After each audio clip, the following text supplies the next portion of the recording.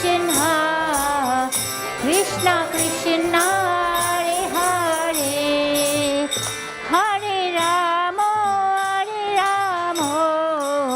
Rama Rama, Hare Hare. Jaya Radha Gokula Nanda Radha Gokula Nanda Shri Radhe. Jaya Radha Gokula Nanda Radha Gokula Nanda Shri Radhe. Jaya Sita Ram Lakshman Hanuman. Jaya Sita Ram Lakshman Hanuman. Jaya Sita Ram Lakshman Hanuman.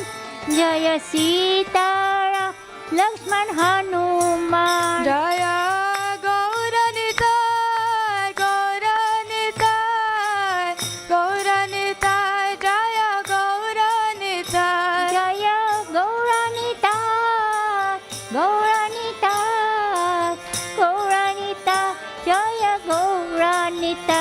Jaya Radha Landanishwara, Radha Landanishwara Shri Radhe. Jaya Radha Landanishwar, Radha Landanishwar Shri Radhe.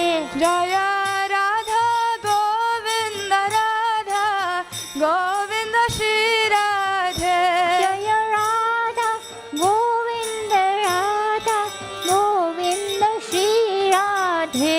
Jaya Gauranitai, Gauranitai, Gauranitai, Jaya Gauranitai. Jaya Gauranita, Gauranita, Gauranita, Jaya Gauranita. Jaya Prabhupada, Prabhupada, Prabhupada, Srila Prabhupada.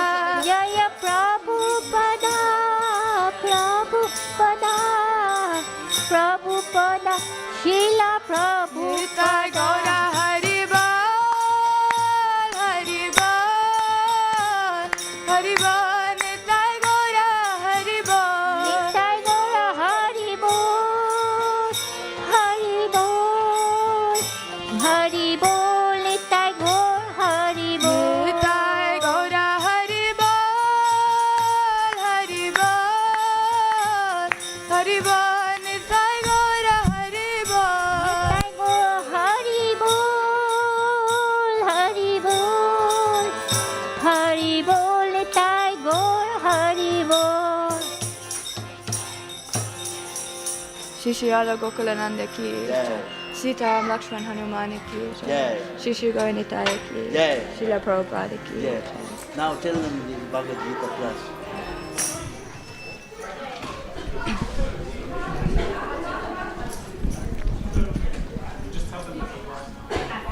Now it's time for the Bhagavad Gita class, so if everyone could face towards the speaker this way.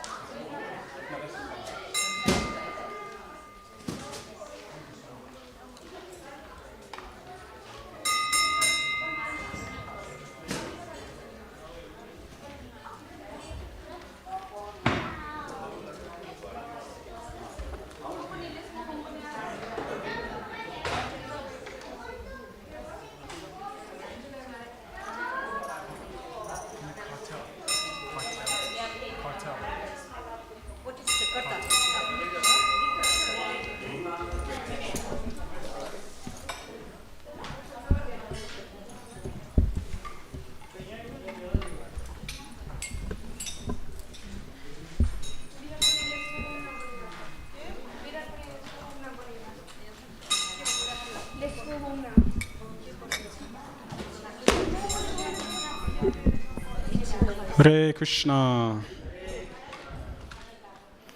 For those that have chosen to stay, thank you.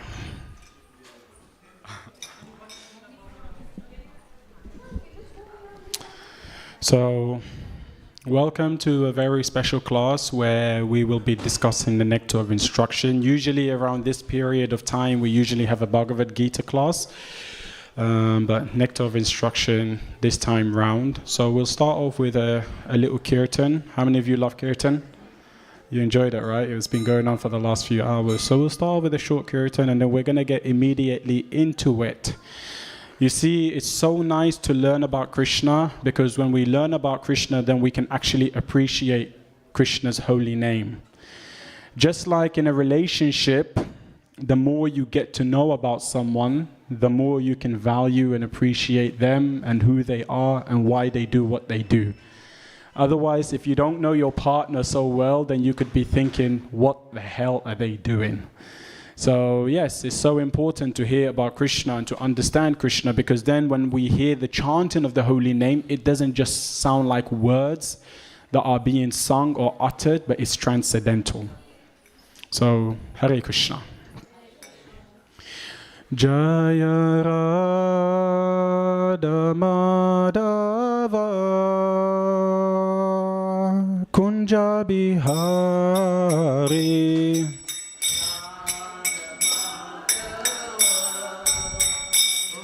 Bihari Jaya Radha Madhava Kunja Bihari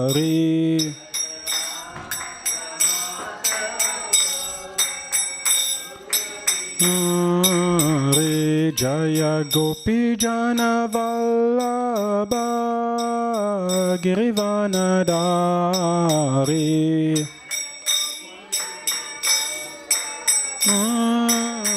Girivanadari Jaya Gopi Jana Vallabha Girivanadari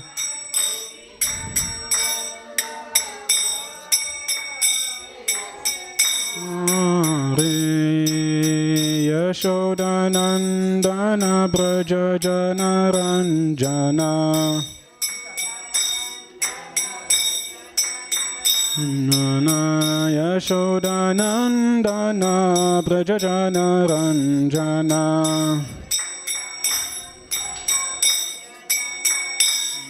Nana Yamuna Tira Vanachari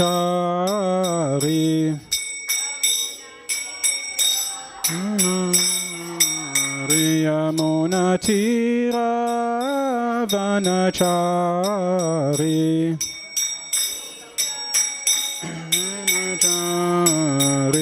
Jaya Radha Madhava Kunja Bihari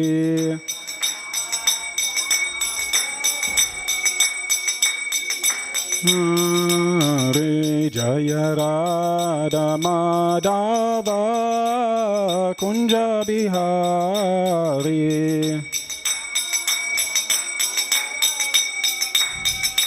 Hare Jaya Gopi Jana Vallabha Girivanadari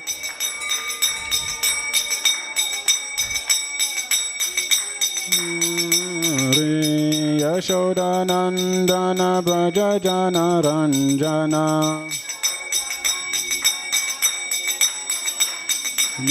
Yamuna Tira Vanachari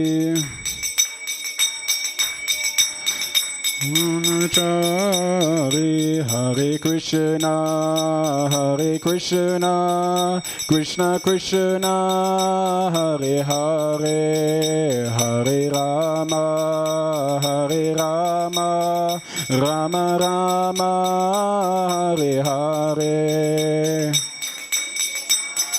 Hare Krishna Krishna Krishna Hare Hare Hare Rama Hare Rama Rama Rama Hare Hare Hare Hare Krishna, Hare Krishna, Krishna Krishna, Hare Hare, Hare Rama, Hare Rama, Rama Rama, Hare Hare. Hare Krishna, Hare Hare Rama, Hare Rama, Rama Rama, Hare Hare. Hare Krishna, Hare Krishna, Krishna Krishna, Hare Hare, Hare Rama, Hare Rama, Rama Rama, Hare Hare. Hare Krishna, Krishna Krishna, Hare Hare. Rama Rama, Hare Hare. Hare Krishna, Hare Krishna, Krishna Krishna, Hare Hare. Hare Rama, Hare Rama, Rama Rama, Hare Hare.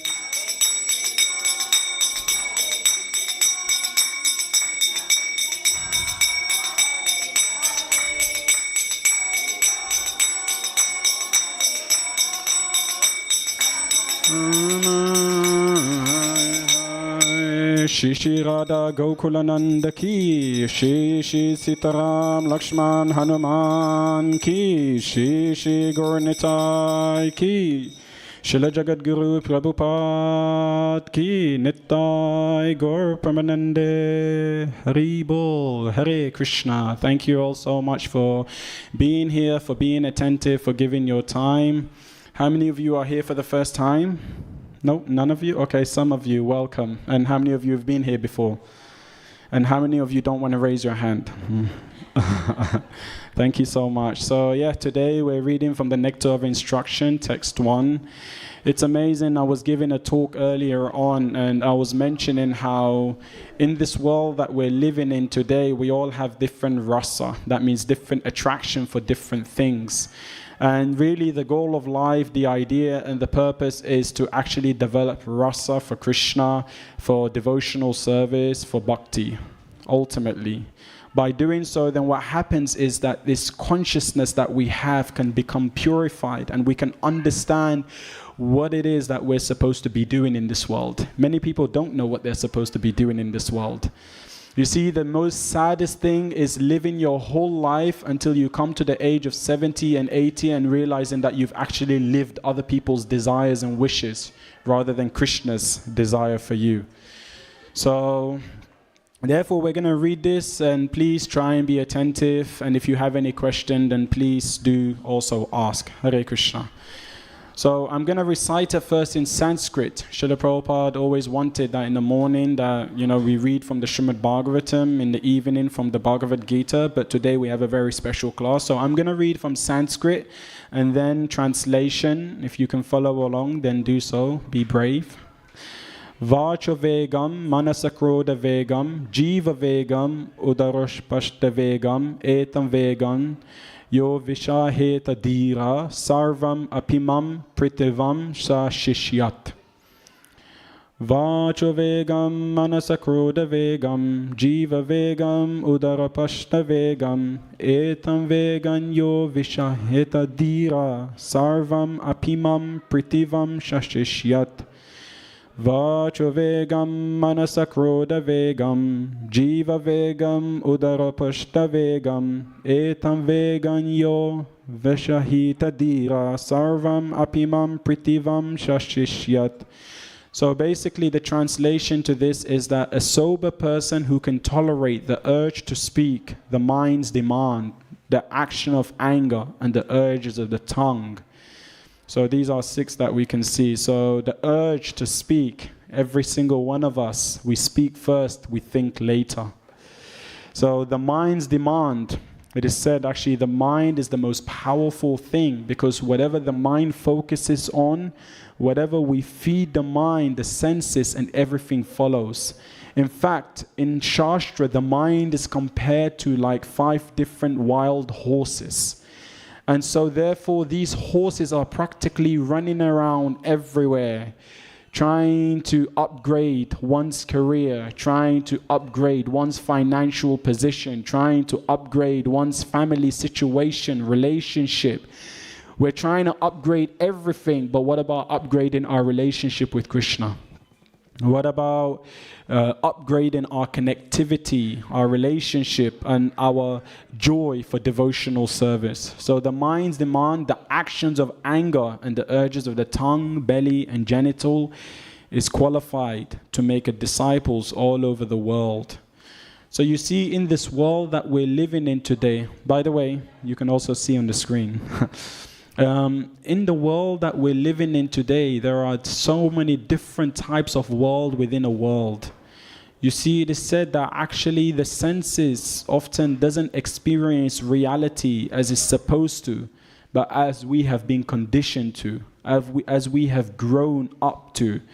So there is a world within a world, there is a vision within a vision. And so out of all these 5 different worlds, which one do you think is the one that we can actually have an influence on? Which one would you say? Is it the world that we live in, the world that we choose, the world inside of us, the world that we can change, or the world that we're destined for? In fact, actually, sorry, before I even go on to that, it's important. Just a moment.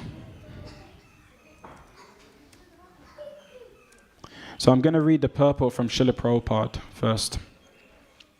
So this is a purport by His Divine Grace A.C. Bhaktivedanta Swami Srila Prabhupada. Srila Prabhupada ki. In Srimad Bhagavatam, Parikshit Maharaj placed a number of intelligent questions before Shukadev Goswami. One of these questions was, why do people undergo atonement if they cannot control their senses? For instance, a thief may know perfectly well that he may be arrested for his stealing, and he may actually even see a thief arrested by the police, yet he continues to steal.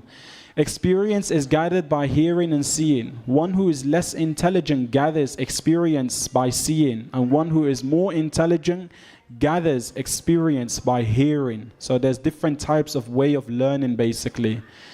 And it is said that the most intelligent type of person is the person that sees that there are so many things happening around and they learn from that. Why is that? Because what it is that we think that we have so much time, but we actually have very little time. It is said that when we're young, we have time and we have energy, but we have no money. When we're in our middle age, we have money and we have energy, but we have no time. And when we're in our old age, we have time and we have money, but we have no energy. So here, Srila Prabhupada, what he's actually saying is that the most intelligent form of person is someone who is able to actually see, who is able to dissect, and who is able to understand how to navigate through life based on what Shastra says, based on what Sadhu says, based on what Guru says, and based on what we observe is happening right before our eyes. And so therefore, in that way, we don't waste time. Because time is Krishna, and it's very valuable how we utilize it. So Srila Prabhupada is saying that experience is gathered by hearing and seeing, and one who is less intelligent gathers experience by seeing, and one who is more intelligent gathers experience by hearing. When an intelligent person hears from the law books and shastras or scriptures that stealing is not good, and hears that a thief is punished when arrested, he refrains from theft. A less intelligent person may have to be arrested and punished for stealing to learn to stop stealing. So what do they also say? They say that actually often the decisions that are easy to make now becomes difficult to live with later. This is what Srila Prabhupada is saying. Srila Prabhupada is saying that when we become succumbed, when we become surrendered to our senses, then what happens is that momentarily we may enjoy, but on the long term we actually wind suffering. we actually wind having to pay a repercussion. And that's a very interesting concept, because often in the world that we're living in today, we may see so many people that are making easy decisions, and they may seem happy. They may seem that they're, like, for example, living a devotee life, living in an ashram, living in a temple. Each one of you may be able to resonate. But often you look out the outside world and you think to yourself, like, wow, what an amazing life they're living in. And here we are, we have to wake up at 3:30 in the morning. We have to chant, we have to hear, we have to live our life according to all these routine. So often, actually, we look at it and we think that the type of life we're living is austerity, and the type of life that others are living is full of joy, nectar, and bliss. But you see, this principle of karma, this principle of that, it's not that we're just experiencing the result of our activity in this life, but we may be actually experiencing the activity, the results of our activity from many previous life. And so we have what is called immediate karma, and then we have what is called a delayed karma. So even if we see that someone is experiencing a joy, a happiness, a form of like bliss, they may be experiencing, but we don't see the grand scale of things. So therefore, it is said that we don't see the world as it is, we see the world as we are. And so what we're doing is we're just taking a little pixel, we're taking a little bit of something, and then we're basing that this person must be happy based on what I'm seeing, what I'm observing. But that's not how the reality, the world that Krishna has designed works. So therefore, here, what Srila Prabhupada is actually saying is that when an intelligent person hears from the law book and shastras or scriptures that stealing is not good, and hears that a thief is punished when arrested, he refrains from theft. So even if someone is doing something and they seem to be finding joy, it doesn't necessarily mean we follow.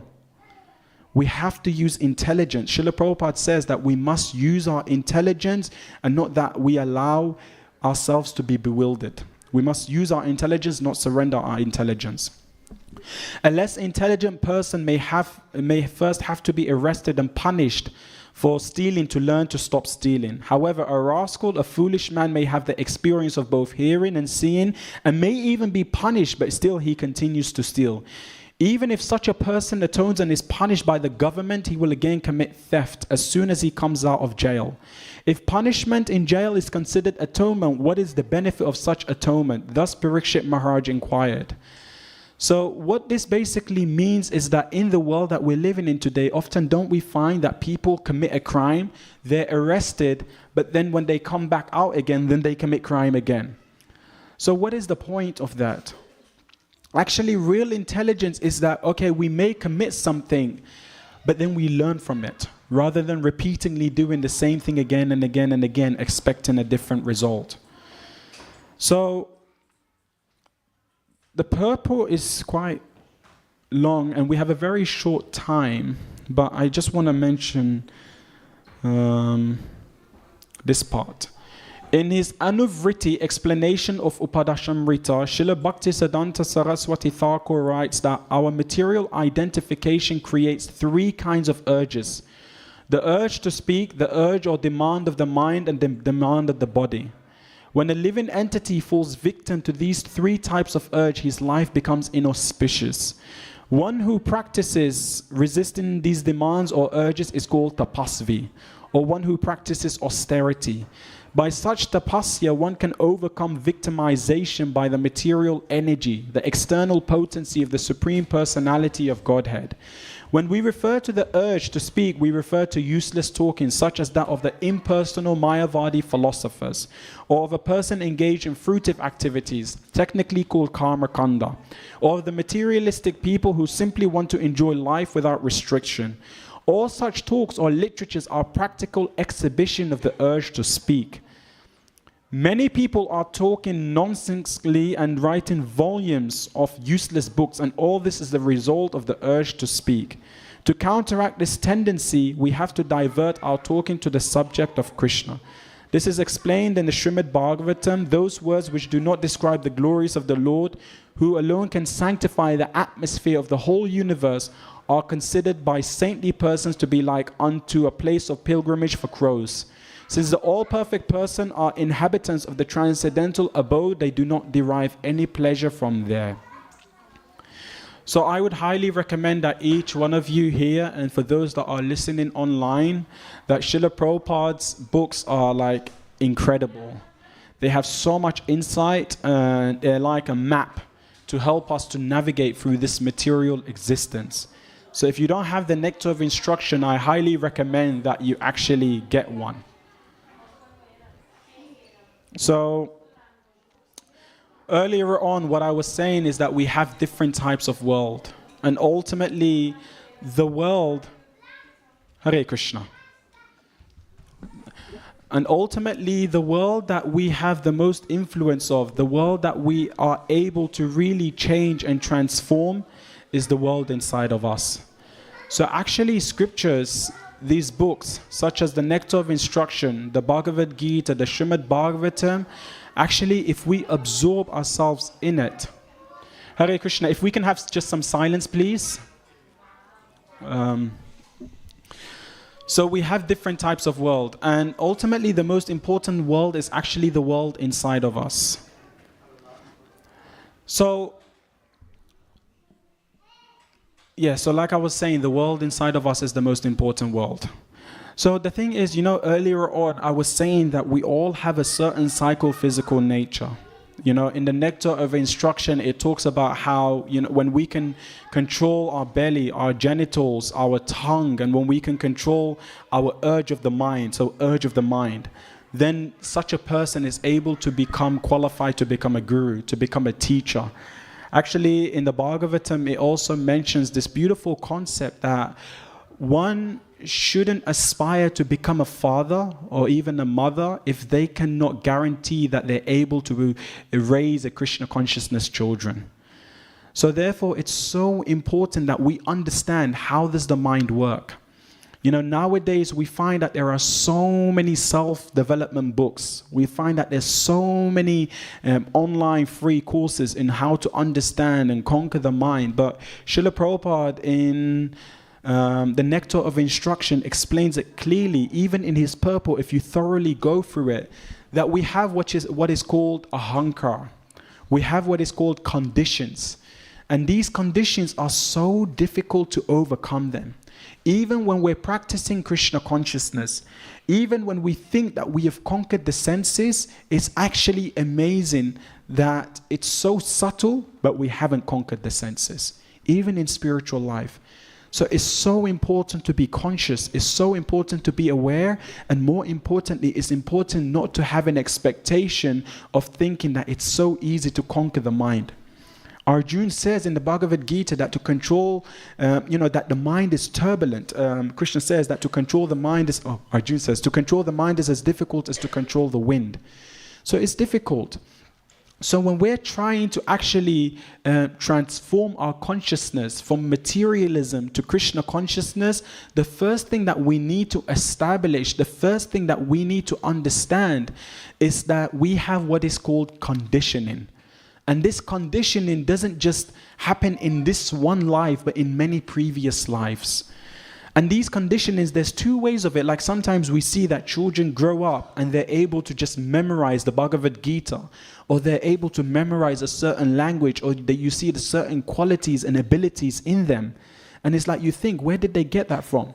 That's from their past lives. But then vice versa, on the other spectrum, you'll find that sometimes people are born and they may be born from a pious family, they may be born from a wonderful family, but they have so much variety of bad habits or addictions. Where does that come from? It's not just from one life, but many previous lives.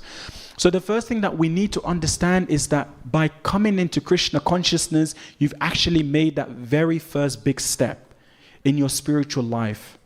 This is like a rehabilitation kind of process, a rehabilitation kind of a center where what we're doing is we're unlearning, unwinding, so then therefore we can learn and discover about our true nature. And that takes time, that takes patience, that takes practice. So conditioning is one aspect of it. But now the other aspect of it is our interaction. There is our nature, but then there often is, as we navigate through life, things that has become nurtured in us.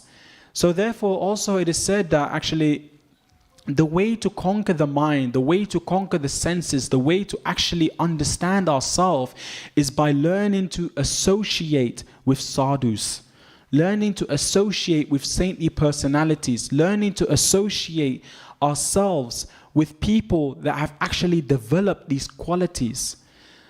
And so therefore, when Srila Prabhupada actually talks about these symptoms of these like senses that we need to conquer in order to become a qualified guru, what he is doing is that on one hand, he's given us a description of the type of people that we should try and approach to seek for guidance. Like nowadays, isn't it a popular thing? Find your mentor, find your coach, find your guru.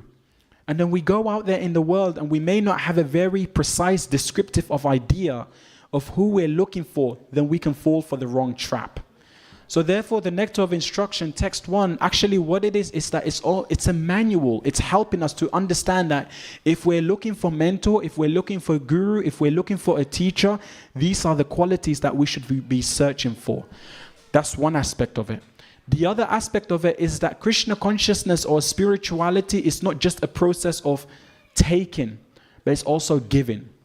Eventually, one day, the student must also take the position of a teacher and must go out there to propagate this wisdom, this knowledge, and share with others. So this is what parampara means. It means that actually a wisdom that has been passed down onto from one teacher to another teacher, but also that responsibility falls on us also. It's not that we just leave everything to Srila Prabhupada and Jai Srila Prabhupada. No, each one of us must take responsibility for our spiritual community. And that only happens when we're able to transform ourselves. And transforming ourselves means developing these beautiful qualities, developing these beautiful features that we need in our life. And how do we do that? Ultimately, we're only able to do that through connecting ourselves to the parampara. It means actually taking the Shastra, taking the instruction of our spiritual teacher as our very own life and soul. It's interesting, my observation sometimes is that in this spiritual society, many of us, I'm not just talking about you, I'm also talking about myself, we surrender to the degree that we're comfortable surrendering. But anything further than that, then actually what it is that we take a step back. It's almost like 1 feet into spiritual life, but also another feet into a sense enjoyment.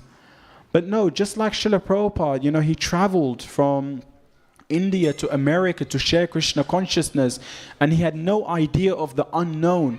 So similarly, in our own lives, yes, we all have responsibilities, we all have duties, we work, we live in the world, we must survive in the world, but also we have to truly and really give ourselves to Krishna. We really and truly have to develop that faith. And that starts from the moment of developing our connection with our spiritual teachers, with the Shastra, with the mentors, with the sadhus and the gurus. So therefore, the Nectar of Instruction, text 1, what is actually teaching us is that we have different senses. But now, how do we actually connect those senses to Krishna? So this is what it is. Krishna consciousness doesn't mean that we deprive our senses. It doesn't mean that. People think that being spiritual means that, we're not able to live in this world. We're not able to navigate in this world. And so they're very, very concerned. They're very alarmed. They're very cautious. They're like, okay, I'll come to the temple. I'll do bits and bobs, but I'm not going to give my whole self. Because they think if I give my whole self, then that means I deprive myself. It means that I won't be able to live in this world. They think it means that I won't be able to be normal. But Bhaktivedanta Swami says that in this society, in this world that we're living in, the last thing that you want to do is to be normal. Because if you actually look, what is the definition of normal nowadays? The definition of normal nowadays is selfishness. People live a very selfish life and they think that's normal. So therefore, to be spiritual doesn't mean to deprive, but it means to actually retrieve what our senses are originally meant for. What is our eyes meant for? What is our sense of speech meant for? What is our hands meant for? What is our consciousness? What is our mind meant for? So we have to understand that you're not being deprived of anything in this society, in this community. You're actually being gifted the most important thing. And what is that important thing? How do I utilize my senses to actually enjoy or to experience transcendental happiness? Because that's what every single one of you are looking for. Whether you come to the temple, whether you go to work, whether you go to the park, wherever you go in life, you're all searching and seeking for happiness. Whether you take a selfie and you post it on social media, whatever it is, people are actually driven and they're searching for happiness. But what the Nectar of Instruction, what it's allowing us to do is define what success means.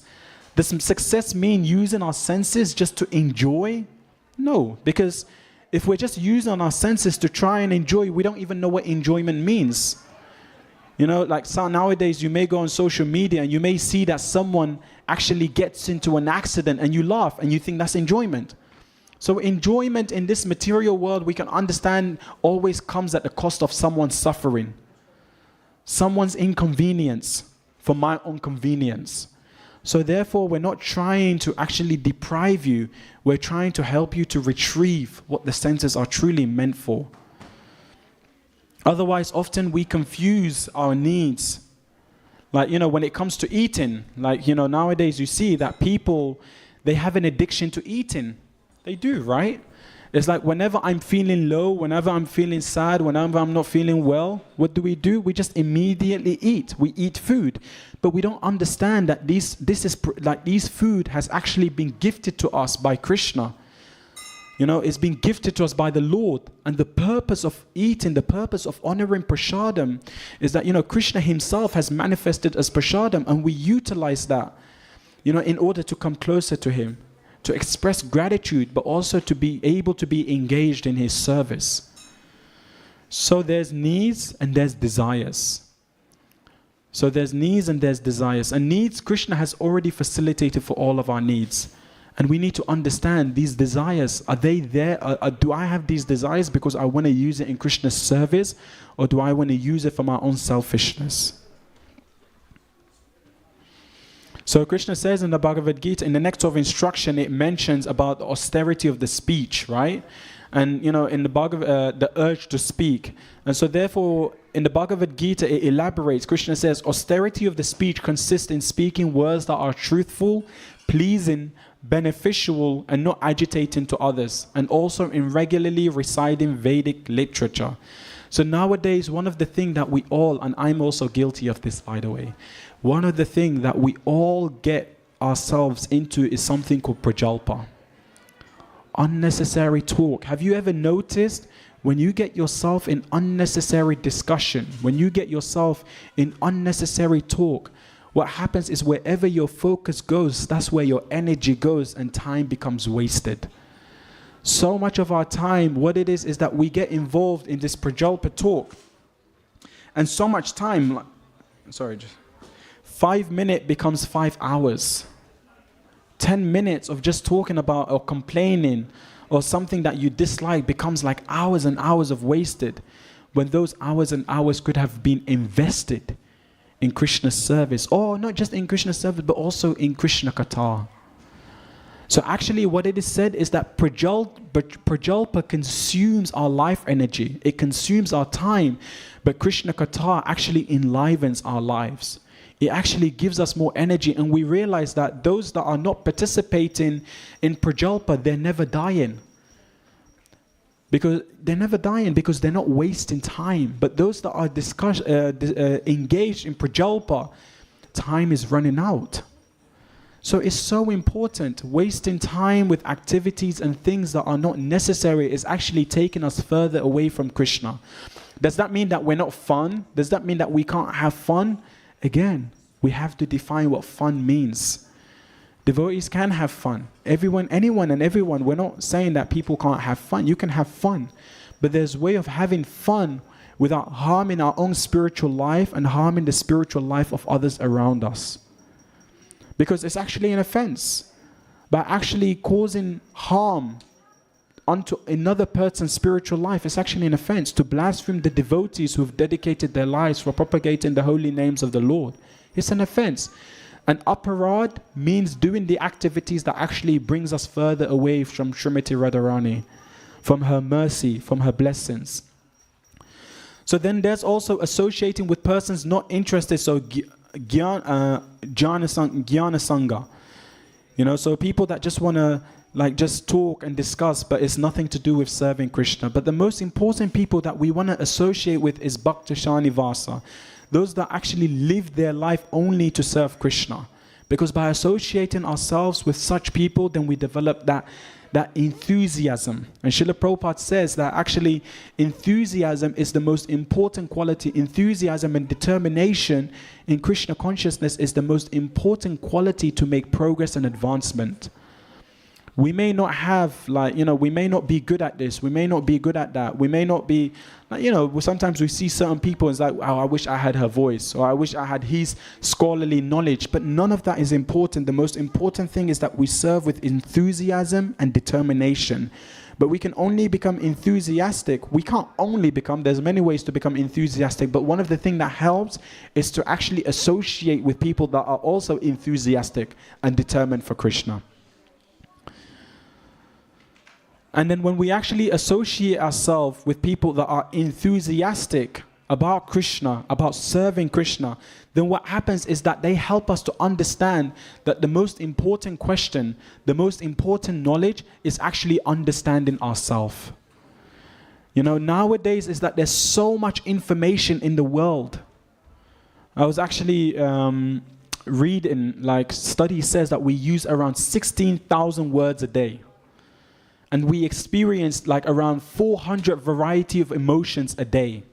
And I guarantee you 80% of those emotions are negative. Nothing to do with Krishna, but everything to do with why isn't Krishna giving me what I want. So therefore, by actually associating ourselves with those that are interested about Krishna, what they can help us is to understand ourselves. And when we can understand ourselves, we can understand Krishna. And the more we understand Krishna, the more we can understand ourselves. It's vice versa. It works both ways. So therefore, the nectar of instruction in summary, especially text 1, is teaching us 3 things. It's teaching us how to master our mind. If you can see above, how to master our mind. What are the practical ways of mastering our mind? And it said, Harikatha, engaging in discussions about Krishna, serving Krishna. And when I say serving Krishna, I don't mean just directly serving Krishna, but also serving Krishna's devotees. And not just serving Krishna's devotees, also honoring prasadam. Like when we are at home, do we offer our food or do we just eat? It's like we're wallowing up air. We don't even think, we don't pause, we don't understand that this is actually Krishna prasadam. So how we honor prasadam, what the quality of our discussion, the quality of our association, the kind of environment that we see ourselves surrounding in. So therefore, first it teaches us how to master our mind. What are the ways that we can master our mind? Do you want to master your mind? Yes or no? Okay, some of you want to master your mind. The others of you, you want the mind to master you, right? So we want to master our mind. But doesn't only teach us how to master our mind, it then teaches us how to understand the mind of the master. So the mind of the master is the guru. Because guru is a representative of Krishna. So we need to understand what goes on in the mind of the guru. What does the guru want? Otherwise, what it is that we're living blindly in this world. Nowadays, people say, I'm my own guru. I don't need a guru. I don't need a teacher. But it's hard. It's hard to live. Because what it is like I said to you, the mind is like horses. If you're your own guru, then that means the mind is actually, going all over the place. So we need to understand the mind of the guru. What does the guru want? And ultimately, we'll understand that the guru wants us to master our mind, understand the mind of the guru, but also to help others to master their mind. Whether that is actually through our own personal behavior, the way we live our life, the way we conduct ourselves, the way we honor prasadam, our quality of speech. When we talk to people, are our words harsh or are they sweet? When we take prashadam, is it like, yeah, we're taking it in a very ungrateful way or in a grateful way? How are we conducting our lives? Prabhupada said that actually a devotee is a gentleman or a gentlewoman. Someone that really and truly knows how to conduct themselves in the highest quality and standard. So this is what the Guru wants. Through our behavior, through our writing, through our music, one way or another, we share about Krishna. Because that's what everyone is looking for. What does George Harrison say? Everyone is searching for love. And I will say that actually it's not the responsibility of few people, it's the responsibility of everyone in this temple and everyone that's watching online to actually go out there as a representative and show people what it means to live as a simple human, but also as a spiritual person. Through our behavior, through our actions, through the way we conduct ourselves. Anyone can do that, right? You can be a kind person, right? Yes? You can be a nice person, right? Yes. And this is what Krishna wants. This is what Srila Prabhupada wants. For us to live like gentle-like, not harsh-like. And later on, as we go through the purple of Nectar of Instruction, the first text, we also understand that in this day and age, there's so much information that's going on in the world. And most of this information often is very unrelatable to Krishna. Like, we talk about so many things. How's the weather? You know, it's like, what are you going to have for tonight? Like, oh, what time are you going to sleep? Like, all these questions. They say that the quality of your question determines the quality of your life. So therefore, we have all these questions we're asking, information that we're absorbing. But how are they relevant to our function in this world? It is said that long ago, people would actually try and absorb the type of information that is relatable to their function. So what do I mean by that? If someone wants to be an amazing artist, they wouldn't go to someone else and seek for information. They would go to an artist. If someone wants to become a psychologist, they would go to a psychologist. But nowadays, like, you know, you watch the TV, you see the board on the high street, you read the newspaper, you hear, and people are bombarded with so many thoughts, with so much information that that is not relatable to their function. And then what they experience is something called decision-making fatigue. So much information, overloaded, but they don't know what to do with it. So therefore, it's so important to be able to make a distinction, a discrimination between what is it that I need to hear and what isn't that is not relevant to my life. But people then say, but oh, Prabhu, I need to know what's going on in the world. Let me give you a news. Everything that's happening in the world is actually old things that are happening to new people. There's nothing new in the world. War, poverty, so many different variety of struggles. And we are constantly hearing the same thing again and again and again happening to different people. And eventually what we wind up doing is disheartening and discouraging ourselves and thinking, what's the point? I'll never be able to make a change. I'll never be able to make a difference. I can't do anything about it. We're actually the ones discouraging and disheartening ourselves. So we have to be very selective in the kind of knowledge that we absorb our consciousness in, and how that is impacting our decision, how that is impacting our ability is so important. What is the information that we're taking in? How is that supporting in our function? And more importantly, how is that information bringing us closer to Krishna? And so there's nothing wrong. In summary, what I'm saying is that there's nothing wrong to be curious. After all, the nature of the soul, every single one of you is Sat Chit Ananda. Chit means that, you know, the nature, our very own nature is that we actually enjoy learning something new. We enjoy hearing something new. But the question is that where are we channeling that curiosity in? You know, where are we, and like how, so where are we channeling that curiosity in, and how is it helping us? Is it empowering us or is it discouraging us? So there's nothing wrong with your curiosity, there's nothing wrong with the senses, but how are you engaging all that? So Chaitanya Charan Prabhu, he says something very beautiful. He says that, you know, there's different modes. There's different modes of material nature. There's passion, ignorance, and goodness. And he says that the effect, when we're in ignorance, the effect of it is that we don't contemplate, we don't reflect enough, we don't think enough. We do, and then we regret. So there's no contemplation, and what it is that we're chasing an illusion.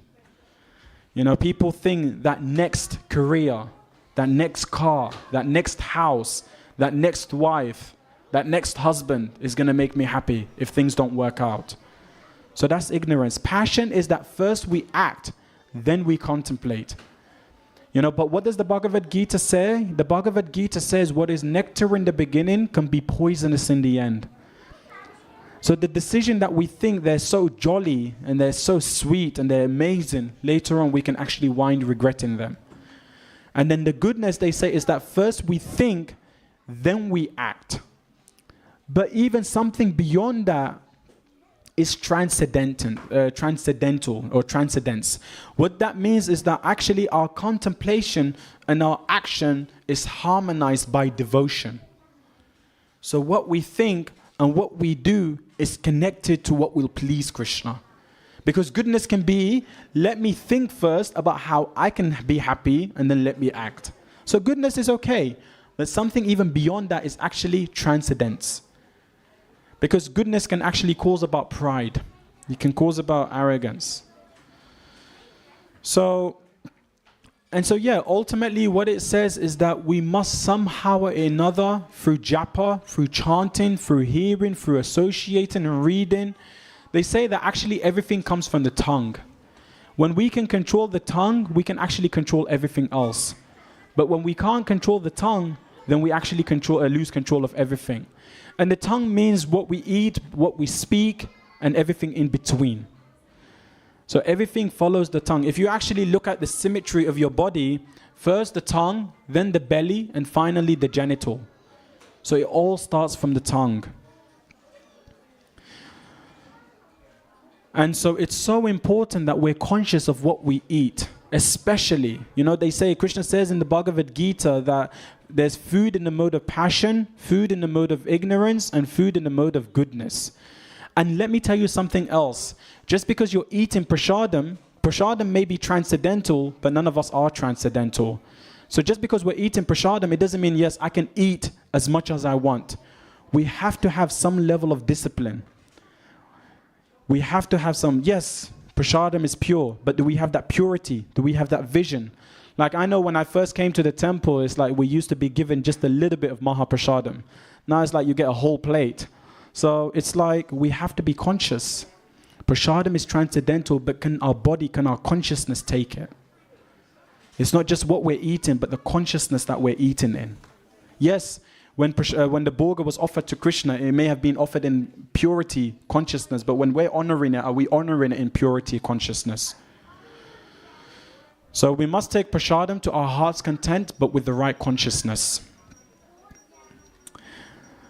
And lastly, we must give the mind a safe avenue in which Krishna consciousness, in which we can become engaged to Krishna consciousness. So with that being said, thank you so much. That's a little bit of short reflection from the Nectar of Instruction. We've got 5 minutes before Guru Arti. Does anyone have anything that they can reflect on, they relish, or something that they'll take with them and apply in their life? Anyone? Anyone from the front? I could see that you are very engaged. So any reflection? Don't be shy. Just 1 or 2 person, just to kind of fill in that 5-minute gap. Just a little thing I'll tell you. Actually, when you take the bravery and the courage to share, to raise your hand, you're not just doing a service for yourself, you're doing service for others. Because we live in a very shy world today. People are very shy to talk. They're very shy to share. But just think about it as a service. So you're actually helping someone else that may have a similar question, but they may be also shy.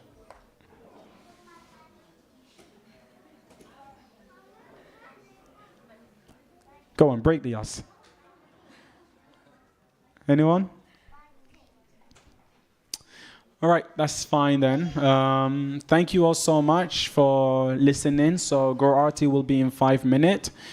And yeah, so we can just start chanting soon. Hare Krishna. Srila Prabhupada ki.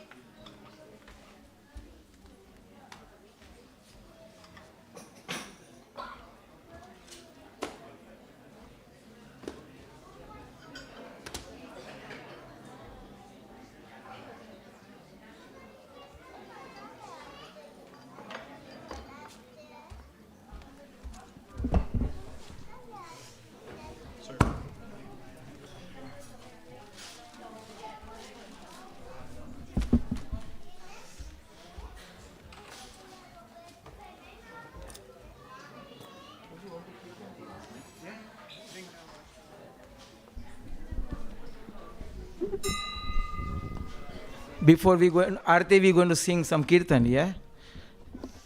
Jaya Gauranitai, Gauranitai, Gauranitai, Jaya Gauranitai.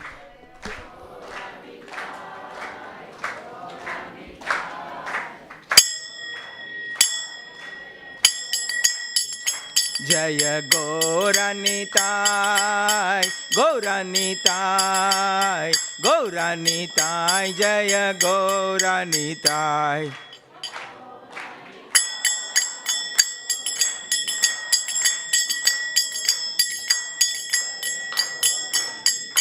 Jaya Gauranitai, Gauranitai, Gauranitai, Jaya Gauranitai.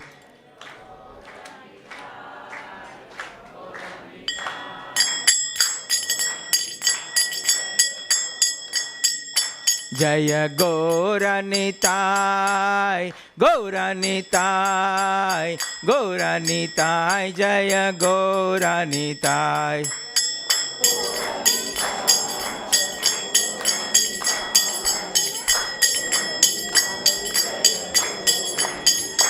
Jaya Radha Gokulananda, Radha Gokulananda, Radha Gokulananda, Radhe Radhe.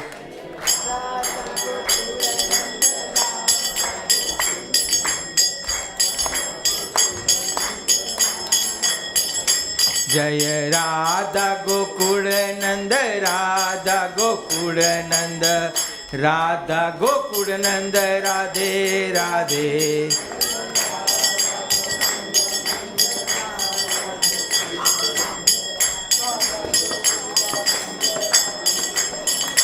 Jaya Sita Ram Lakshman Hanuman, Jaya Sita Ram Lakshman Hanuman.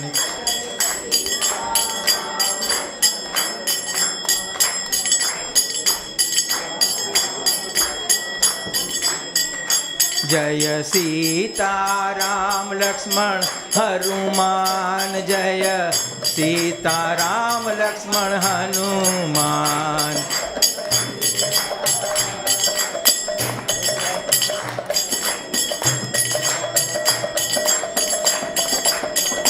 Prabhupada, Prabhupada, Prabhupada, Jaya Jaya Prabhupada.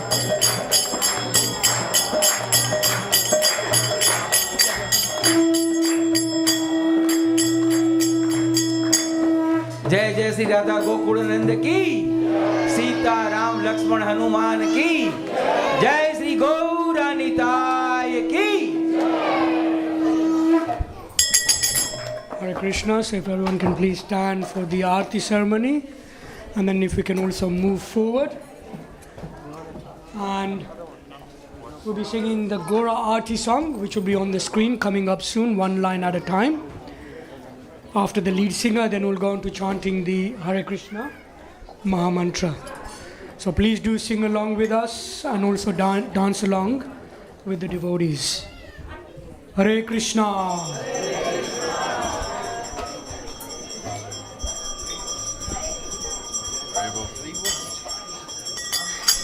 Namo Vishnu Padaya Krishna Prasthaya Bhutale Srimate Bhaktivedanta Swami Niti Namine.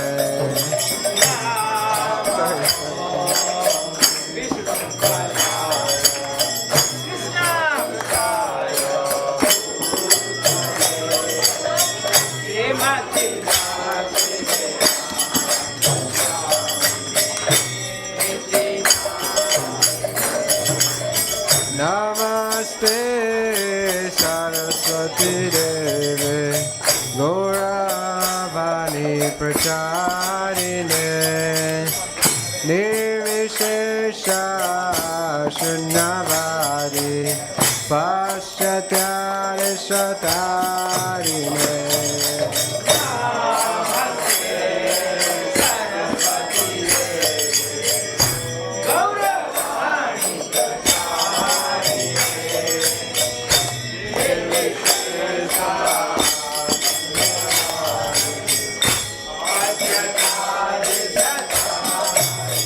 Shiva Jaya Jaya Gora Chande Arati Kasho